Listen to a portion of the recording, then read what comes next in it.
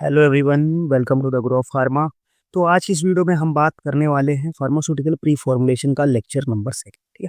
हमारा जो crash course चल रहा है जीपैट एंड हाइपर 2025 का क्रैश कोर्स जो चल रहा है उसका हमने स्टार्ट किया था लास्ट वीडियो से। उसमें हमने प्री फॉर्मुलेशन का फर्स्ट लेक्चर कवर किया था, उसमें काफ़ी सारी चीज़ें बात की थी, डिस्कस किया था। इस वीडियो में हम क्या करेंगे, इस वीडियो में हम प्री फॉर्मुलेशन का लेक्चर नंबर 2 डिस्कस करने वाले हैं, जिसमें उसके आगे की चीज़ों को हम डिस्कस करने वाले हैं। ठीक। तो वीडियो स्टार्ट करूँ उससे पहले क्या करना है आपको, अगर आप अभी चैनल पर नए हो तो चैनल को सब्सक्राइब कर लो और साथ में जाके व्हाट्सअप ग्रुप ज्वाइन कर लो, क्योंकि सारी अपडेट्स और सब कुछ वहाँ पे आपको देखने को मिल जाएगा। ठीक है। उसके साथ ही आप जाके इंस्टा पे भी हमें फॉलो कर सकते हो, ग्रो फार्मा के नाम से हमारा पेज है, और टेलीग्राम चैनल से भी हमसे जुड़ सकते हो। ठीक है। तो आज वो फटाफट से वीडियो को स्टार्ट करते हैं। तो लास्ट वीडियो में हमने क्या डिस्कस किया था, लास्ट वीडियो में हमने डिस्कस किया था कि प्री फॉर्मुलेशन होता क्या है। उसके बाद प्री फॉर्मुलेशन में हम कौन कौन सी कैरेक्टरिस्टिक्स को स्टडी करते हैं, क्या क्या चीज़ें प्री फॉर्मुलेशन में हम स्टडी करते हैं। फिर उसमें हम क्या किया था, उसमें हमने देखा था कि 3 तरह की कैरेक्टरिस्टिक्स। पहले प्री फॉर्मुलेशन क्या था, प्री फॉर्मुलेशन यह था कि किसी भी डोजेस फॉर्म को बनाने से पहले जो भी चीज़ें स्टडी की जाती हैं किसी भी ड्रग से रिलेटेड, कि उसकी कैरेक्टरिस्टिक्स क्या-क्या है, ताकि उसको सूटेबल डोजेस फॉर्म में कन्वर्ट किया जाए, वो सारी स्टडीज़ किसके अंदर आती हैं, वो सारी स्टडीज़ आती हैं प्री फॉर्मुलेशन स्टडीज़ के अंदर। ठीक है। उसके बाद क्या था, उसके बाद ये था कि जो प्री फॉर्मुलेशन स्टडीज़ के कितने टाइप की होती है, 3 तरीके की स्टडी करते हैं उसमें हम। सबसे पहले हम फिजिकल कैरेक्टरिस्टिक्स की स्टडी करते हैं, फिर हम करते हैं केमिकल कैरेक्टरिस्टिक्स की स्टडी, और हम थर्ड में जर्थ करते हैं क्या, ऑर्गेनोलेप्टिक प्रॉपर्टीज की स्टडी।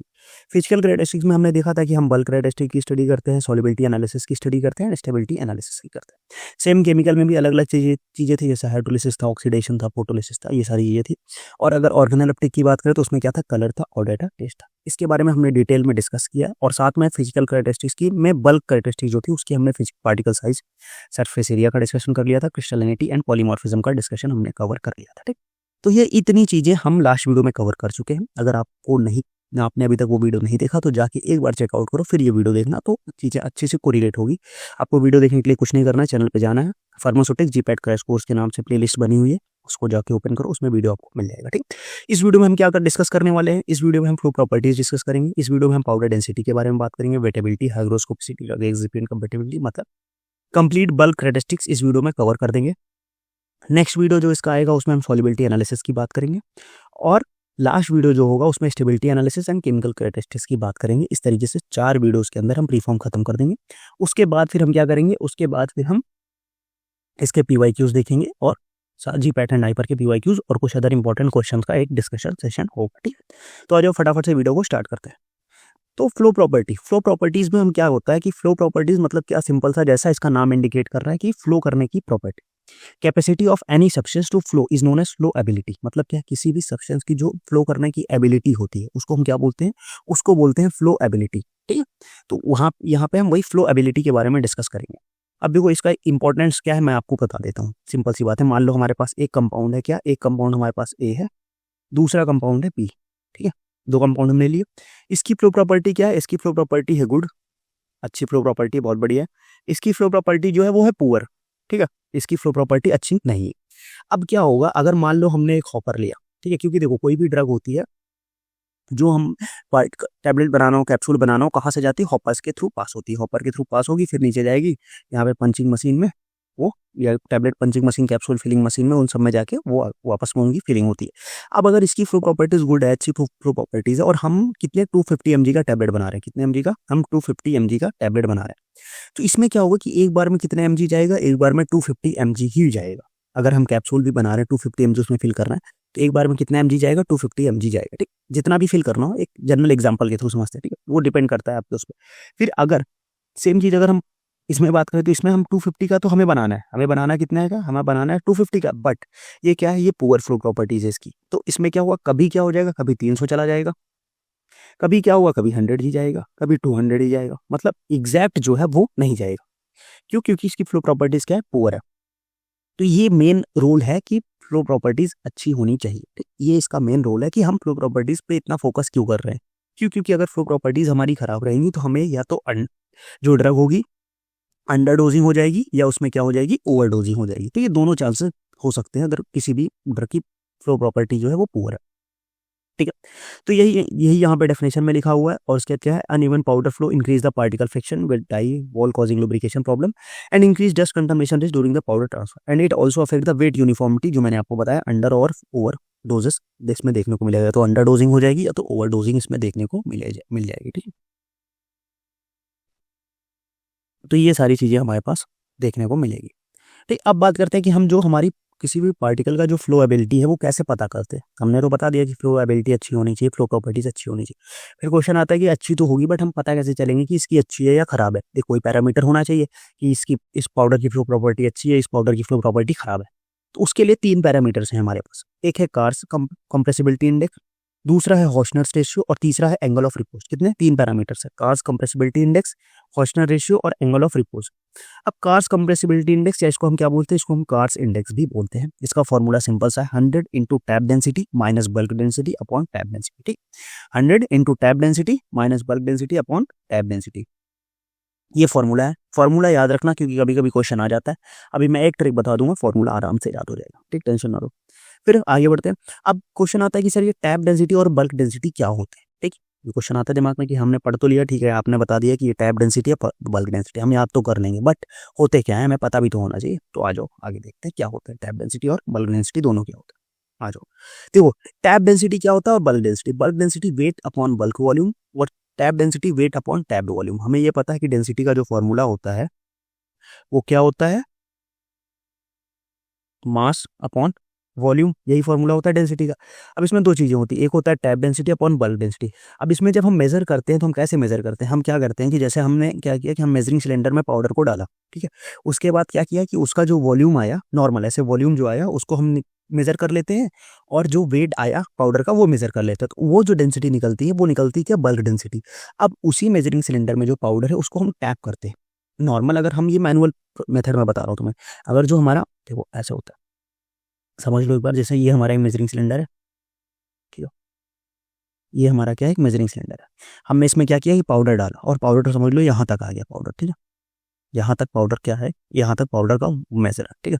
मान लो कि ये यहाँ पे कितना, ये 20 ml का था, यहाँ 20 ml, तो इसका वॉल्यूम क्या निकल के आ जाएगा 20 ml, और इसका जो वेट कर लेंगे वो हम उससे डिवाइड कर लेंगे। वेट अगर मान लो कि एक्स वेट कुछ भी आ जाएगा, तो वेट अगर हमारा एक्स आया तो x/20, ये क्या हो जाएगा, ये हो जाएगी हमारी क्या, बल्क डेंसिटी। सेम हम क्या करेंगे, फिर इसी मेजरिंग सिलेंडर को लेके हम टैप करेंगे, अप्रॉक्स 40-50 टाइम्स, वो डिपेंड करता है पाउडर के हिसाब से हम टैप करते हैं। फिर टैप करने के बाद फिर क्या होगा, फिर सेम यही पाउडर यही रहेगा, बट अब नेक्स्ट टाइम क्या हो जाएगा, अब जो इसका लेवल है, सॉरी एक मिनट,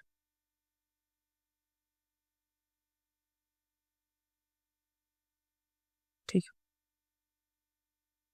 यही है, ठीक है। अब जो इसका लेवल है, अब ये यहाँ पे आ गया, ठीक है। अब मान लो 20 की जगह ये कितने पे आ गया, अब ये 15 पे आ गया।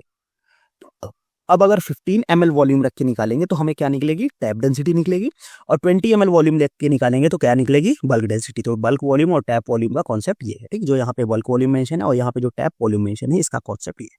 तो ये सिंपल सा एक पॉइंट था बल्क डेंसिटी, और ये होता है हमारे पास क्या, टैप डेंसिटी। ठीक, समझ गए बात को, कोई दिक्कत नहीं है।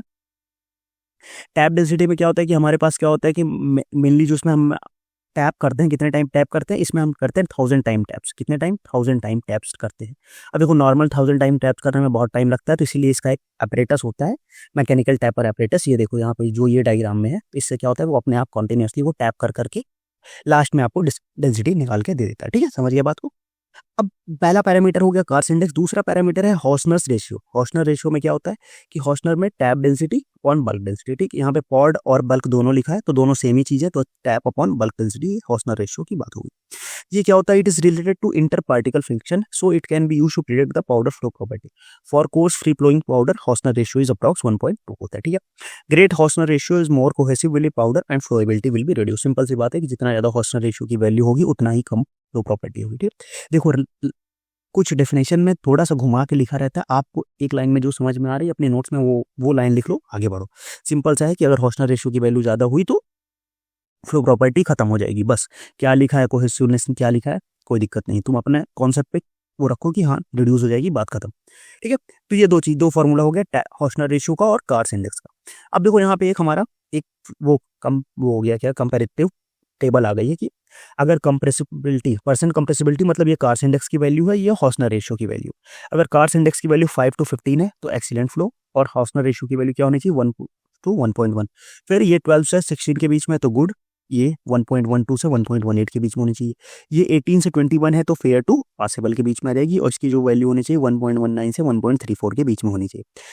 और कार्स इंडेक्स की वैल्यू 23 to 35 पुअर फ्लो, ये इसकी वैल्यू 1.35 से 1.45 है तो पुअर फ्लो है।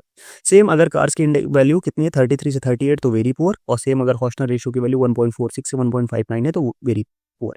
और अगर कार्स रेशियो की वैल्यू, कार्स इंडेक्स की वैल्यू कितनी 40 डिग्री है, डिग्री कह रहा हूँ 40% से ज़्यादा है, तो ये किस कंडीशन में आ जाएगा, ये आ जाएगा एक्सट्रीमली पुअर में। सेम अगर हॉर्सनर रेशियो का वैल्यू जो है 1.6 से ज़्यादा है तो ये भी आ जाएगा किसमें, एक्सट्रीमली पुअर उसमें आ जाएगा। ठीक, तो ये दो चीज़ें थी जो दो थोड़ा सा को रिलेटेड था, तो मैंने दोनों को साथ में कवर कर दिया, कार्स इंडेक्स और हॉर्सनर रेशियो को। ठीक है, अब एक इसमें आता है कि सर ठीक है, थोड़ा सा कभी कभी फॉर्मूले में कंफ्यूजन हो जाता है कि टैप और बल्क में कभी क्या होता है कि बल्क ऊपर हो जाता है, टैप नीचे आ जाता है। ठीक, तो मेरे टाइम पे कंफ्यूजन होता था। अगर आपको नहीं होता है, आपको कॉन्सेप्ट क्लियर है तो अच्छी बात है। मुझे होता था तो मैंने एक सिंपल सी ट्रिक बना ली थी। मैंने क्या ट्रिक बना ली थी, कार्स और हॉर्सनर जो दोनों हैं वो बहुत ही दुष्ट हैं, दोनों बहुत दुष्ट हैं क्योंकि दोनों भूल जाते हैं।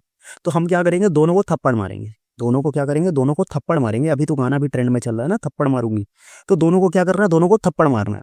जब तुम दोनों को थप्पड़ मारोगे तो क्या हो जाएगा, टैप पहले आ जाएगा। ठीक, टैप क्या होगा, पहले आया, टैप माइनस बल अपॉन टैप। सेम हॉर्सनर में एक साथ क्या था, हॉर्सनर को भी थप्पड़ मारा तो टैप क्या हुआ, ऊपर आ गया, बल्क क्या हो गया, नीचे आ गया। ठीक, समझिए, टैप पहले आएगा कार्स में क्योंकि कार्स को हमें क्या करना है, थप्पड़ मारना है। सेम हॉर्सनर में क्या हो जाएगा, हॉर्सनर में टैप ऊपर आएगा, क्यों, क्योंकि हॉर्सनर को भी थप्पड़ मारना है, वो भूल जाता है बार बार। समझ गए बात को। तो ये सिंपल सी चीज थी हमारी कार्स इंडेक्स और हॉर्सनर रेशियो के बारे में। आ जाओ आगे बढ़ते हैं हम। नेक्स्ट जो क्वेश्चन आता, नेक्स्ट जो पॉइंट है वो है क्या, एंगल ऑफ रिपोज के बारे में। एंगल ऑफ रिपोज क्या होता है कि सिंपल सी बात है, it is the maximum angle possible between the surface of pile of the powder and horizontal plane. It shows the inter particle cohesion को बताता है। ठीक है, if it increases as particle size decreases and moisture content increases. ठीक है, ये point थोड़ा सा ध्यान रखना क्योंकि ये पॉइंट क्वेश्चन पूछा जा चुका है, इससे भी पूछा जा चुका है और इससे भी पूछा जा चुका है, रफर and irregular surface of the particles. इसमें क्वेश्चन में ये दे दिया गया कि if the particle size decreases and moisture content increases the value of the angle of repose will increase decrease both, ऐसे करके क्वेश्चन बनाया जा सकता है। तो इसमें क्या हो जाएगा कि अगर पार्टिकल साइज डिक्रीज हो रहा है, मॉइस्चर कंटेंट इंक्रीज हो रहा है, तो जो हमारे एंगल ऑफ रिपोज की वैल्यू है वो क्या हो जाएगी, वो इंक्रीज करेगी। सेम अगर रफ और मोर इरेगुलर सरफेस है तो जो एंगल ऑफ रिपोज की वैल्यू क्या हो जाएगी, हाई होगी। ठीक, अब देखो क्या था जो वहाँ पे डेफिनेशन था कि जो मैक्सिमम पॉसिबल एंगल था, ये यहाँ पे था ना, maximum surface of pile to horizontal plane, वो क्या था, वो हम यहाँ पे देखते हैं। इसमें हम क्या करते हैं कि इसमें हम फनल से ऊपर पाउडर वो करते हैं और एक ये पाइल बनता है। ठीक है, अब देखो यहाँ पे क्या है, यहाँ पे दो चीजें, एक ये जो है ये हॉरिजॉन्टल प्लेन है और ये क्या है, ये सरफेस ऑफ पाइल है। ठीक, यहाँ से ये बना है। ठीक है, ये सरफेस ऑफ पाइल है। अब इन दोनों के बीच में जो मैक्सिमम पॉसिबल एंगल बन रहा है, इसी को हम क्या बोलते हैं, एंगल ऑफ रिपोज बोलते हैं। इसको हम किससे डिनोट करते हैं, इसको हम डिनोट करते हैं थीटा से, और इसी को हम बोलते हैं एंगल ऑफ रिपोज। ठीक, इसका जो फॉर्मूला होता है, theta is equal to tan inverse h by R. अब h बाई आर क्या होता है, ठीक है, h बाई आर में होता है क्या कि जो हाइट h होता है, जैसे अगर हम इसको यहाँ से मेजर करें, जैसे ये हाइट ऑफ द पाइल है, यहाँ तक गई है और ये यहाँ से यहाँ तक, तो ये क्या हो जाएगा, ये हो जाएगा h। ठीक है, और उसके बाद ये जो है रेडियस, ये जो बना है इसका जो रेडियस मेजर करेंगे वो क्या हो जाएगा, वो हो जाएगा r। ठीक, तो ये होता है रेडियस ऑफ द सर्कल जो बन रहा है और h बाई आर, ये इस तरीके से हम इसको मेजर कर सकते हैं। अब बात करते हैं कि हमारा एंगल ऑफ रिपोज पाउडर और पाउडर फ्लो में क्या प्रॉपर, कैसे हम इसको कोरिलेट कर सकते हैं। अगर एंगल ऑफ रिपोज की वैल्यू 25 से 30 के बीच में तो पाउडर फ्लो जो होगा वो एक्सीडेंट होगा। एंगल ऑफ रिपोज 31 से 35 के बीच में तो पाउडर फ्लो गुड होगा। एंगल ऑफ रिपोज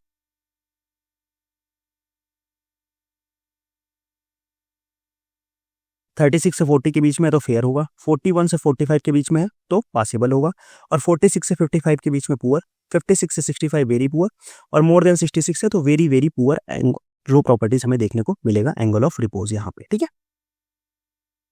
ठीक, अब आगे बढ़ते हैं हम। अब अगला यहाँ पे जो फ्लो प्रॉपर्टीज हो गई, अब हम आगे बढ़ेंगे, क्या करेंगे, अब फ्लो प्रॉपर्टीज का क्या है, factor affecting the flow properties of the powder.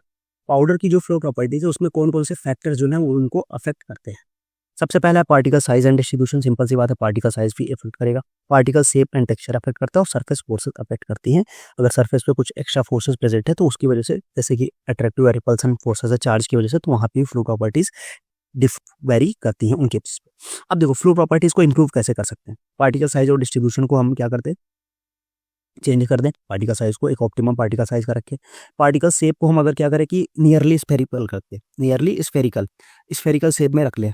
अब स्फेरिकल शेप से एक क्वेश्चन आता है कि कब कंसीडर करोगे कि पार्टिकल साइज जो है, पार्टिकल जो है वो स्फेरिकल शेप का है, तो उसमें एक पॉइंट आता है shape factor.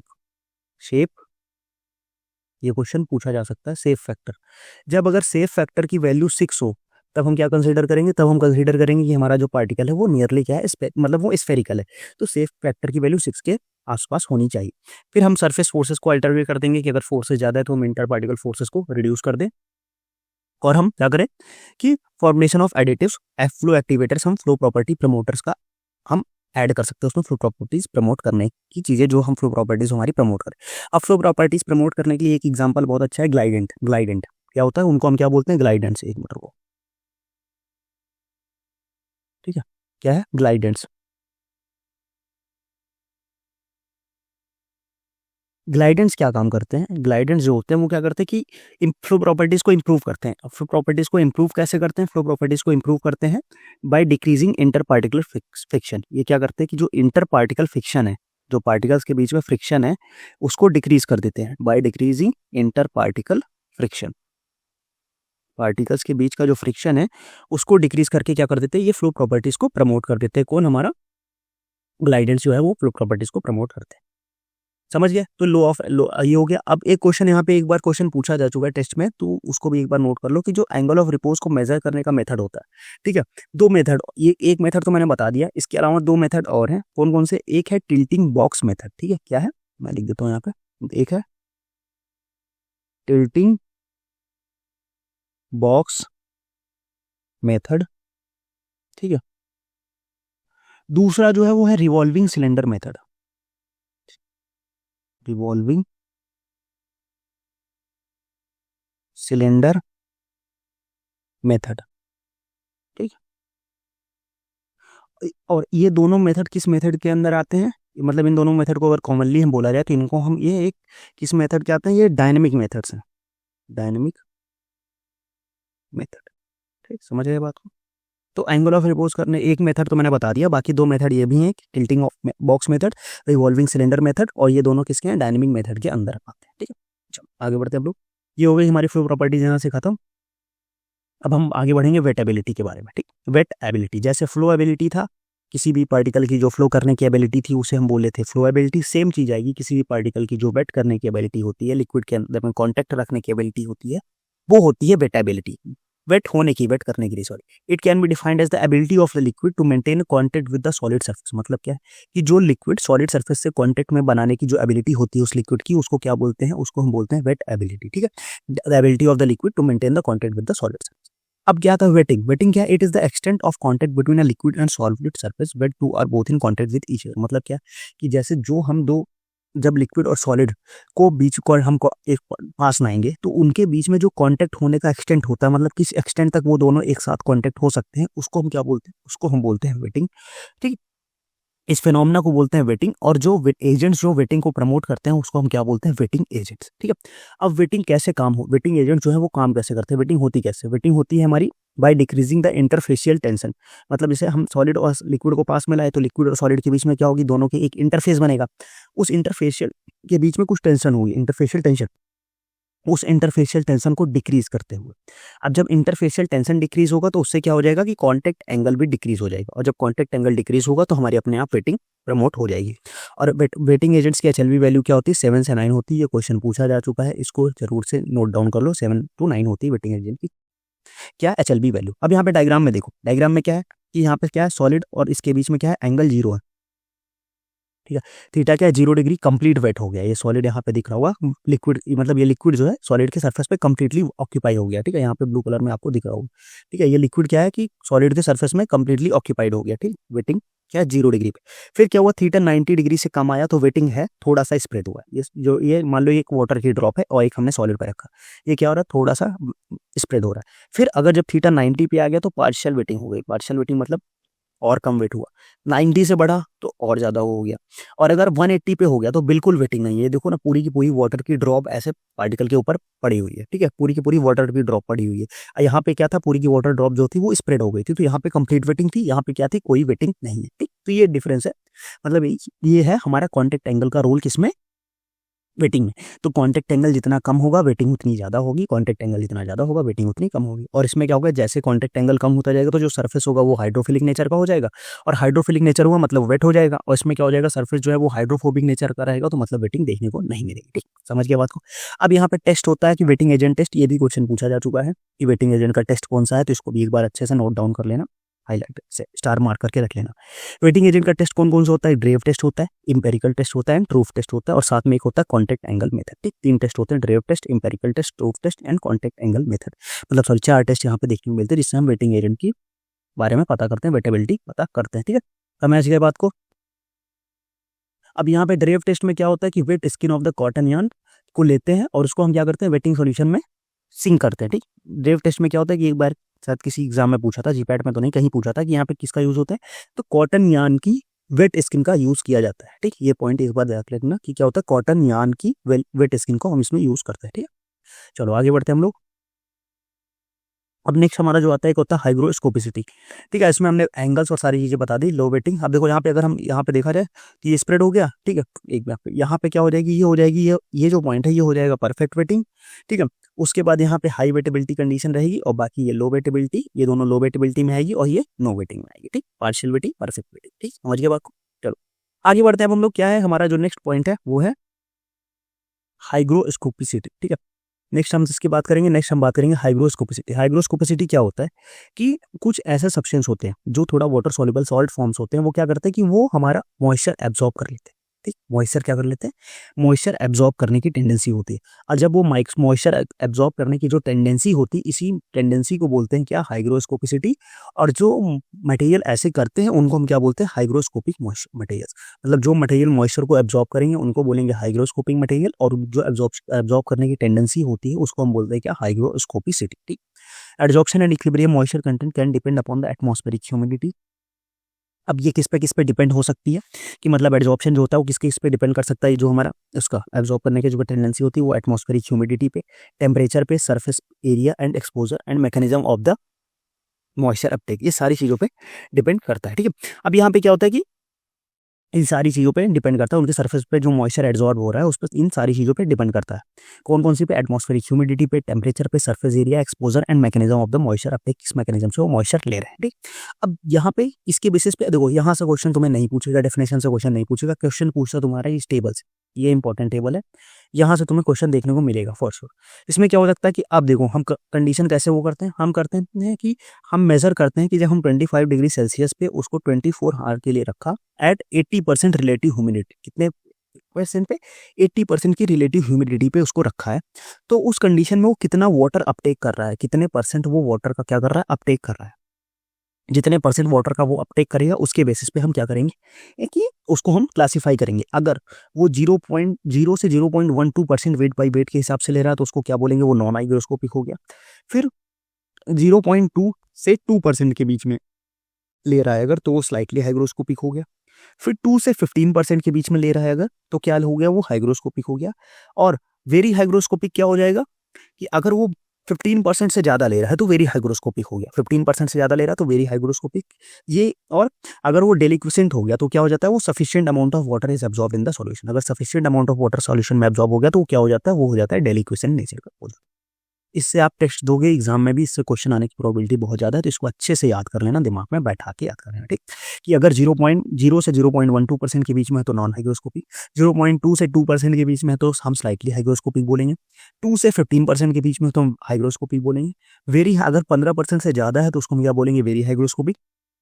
If and sufficient amount of water is absorb from the solution then हम उसको क्या बोलेंगे, देन हम उसको बोलेंगे डेलिक्वेसेंट नेचर का है। ठीक, समझ गए बात को, ये हो गई हाइग्रोस्कोपिसिटी की बात। आगे बढ़ते हैं, अब देखो method to measure the hygroscopicity. अब हाइग्रोस्कोपिसिटी मेजर किस किस मेथड से करते हैं, कई सारे मेथड से हाइग्रोस्कोपिसिटी मेजर करने की। हम क्या ग्रेविमेट्री से मेजर कर सकते हैं, ठीक है, थर्मोग्रेविमेट्री के एनालिसिस से मेजर कर सकते हैं, कार्ल फिशर टाइट्रेशन से मेजर हो सकता है, गैस क्रोमेटोग्राफी से मेजर हो सकता है। ठीक, तो ये 4 मेथड्स है जो इससे हम हाइग्रोस्कोपिसिटी को क्या कर सकते हैं, मेजर कर सकते हैं, gravimetry, thermogravimetric analysis, Karl Fischer titration और गैस क्रोमेटोग्राफी। ठीक है, अब बात करते हैं इससे जो क्वेश्चन आया हुआ है, इससे हमारा 2023 में एक क्वेश्चन पूछा हुआ है। ठीक है, 2023 में एक क्वेश्चन पूछा हुआ है और 2015 में भी एक क्वेश्चन पूछा हुआ है, तो इसको ध्यान में रखना।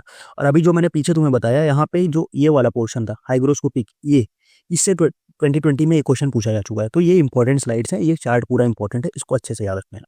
अब क्या है कि इफेक्ट क्या है, फॉर्म हाइग्रोस्कोपिसिटी जो है वो इफेक्ट कैसे करती है, फ्लो प्रॉपर्टी पे इफेक्ट करेगी। फ्लो प्रॉपर्टी पे कैसे इफेक्ट करती है, फ्लो प्रॉपर्टी पे इफेक्ट करती है कि जब वो मॉइस्चर अपटेक कर लेंगे तो क्या हो जाएगा कि जब मॉइस्चर अपटेक कर लेगा तो पार्टिकल क्या हो जाएगा, आपस में साथ साथ आ जाएंगे, तो उसकी फ्लो प्रॉपर्टी क्या हो जाएगी, डिक्रीज हो जाएगी। केमिकल स्टेबिलिटी पे भी इफेक्ट करती है, सरफेस प्रॉपर्टी पे इफेक्ट करेगी, कॉम्पैक्शन प्रॉपर्टीज पे इफेक्ट करेगी, पार्टिकल एरोलाइजेशन मतलब एरोसोलाइजेशन सॉरी, जब उसका हम एरोसॉल फॉर्म करेंगे तो इसमें क्या होना चाहिए कि हाइग्रोस्कोपिक पार्टिकल नहीं होना चाहिए, तभी वो हम मतलब डिजायर्ड उस पार्टिकल साइज में डेवलप कर सकते हैं। बट अगर उसकी हाइग्रोस्कोपिसिटी हो गई तो मॉइस्चर अपटेक कर लेगा, तो हम उसको उस पर्टिकुलर उसमें हम क्या कहते हैं, उस पर्टिकुलर डिजायर्ड जो वो है क्या बोलते हैं डिजायर्ड पार्टिकल साइज है, डिजायर्ड फॉर्म में उसको हम फॉर्मुलेट नहीं कर पाएंगे। ठीक, तो ये प्रॉपर्टी थी किसकी, हाइग्रोस्कोपिसिटी की बात थी है।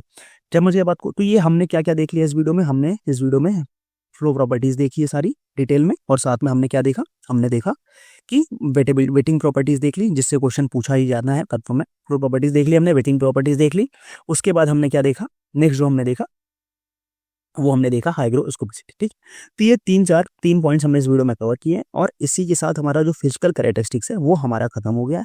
नेक्स्ट वीडियो में हम क्या याद करेंगे, नेक्स्ट वीडियो में हम बात करेंगे फिजिकल कैरेक्टरिस्टिक, सॉरी फिजिकल नहीं, फिजिको केमिकल में, जो फिजिकल में बल्क कैरेक्टराइजेशन जो था वो खत्म हो गया है। अब हमारा क्या है, अब हमारा है सॉल्युबिलिटी एनालिसिस और साथ में स्टेबिलिटी एनालिसिस। ठीक, दो है। तो नेक्स्ट वीडियो में हम सॉल्युबिलिटी एनालिसिस को कवर करेंगे, और उसका नेक्स्ट वीडियो में हम क्या करेंगे, स्टेबिलिटी और केमिकल कैरेक्टरिस्टिक्स के बारे में डिस्कस करेंगे। ठीक है, तो वीडियो अगर यहाँ तक देखा तो थैंक्स फॉर वॉचिंग, और वीडियो कैसा लगा कमेंट सेक्शन में जरूर बताना।